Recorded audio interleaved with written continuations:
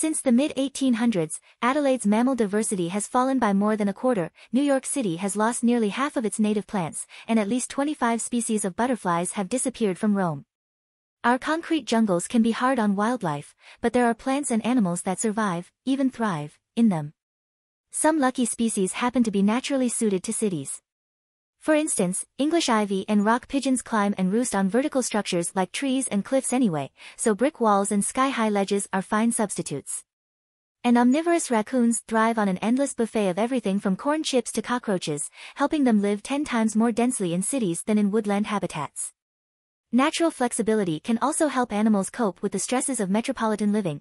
Coyotes that colonize cities often become more nocturnal to minimize their encounters with humans. Most species can't adopt an urban lifestyle so easily. But over several generations, genetic change can help some populations evolve into city slickers. New York City's white-footed mice are one example. DNA sequencing suggests that these urban dwellers' genes differ from their country cousins in more than 30 significant ways.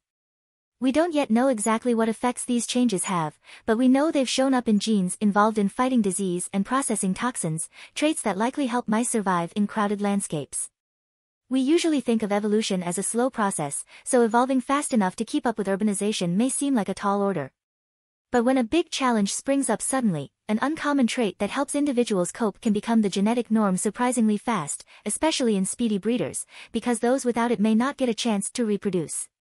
For example, after factories dumped thousands of tons of toxic PCBs into the Hudson River in the mid-20th century, it took just 6 decades for 99% of the local tomcod to evolve a protective mutation that blocks the toxin from entering their cells. And in Montpellier, France, it's taken fewer than 12 years for urban weeds to start producing a larger proportion of heavy seeds, boosting their odds of settling in a patch of nearby soil instead of crash landing on concrete. As urban and rural populations diverge genetically and geographically, there's even a chance that some could split in two. This doesn't mean that cities are a boon for biodiversity, but they aren't biological dead zones either. They're more like accidental laboratories where the limits of life's adjustability are being tested and tasted.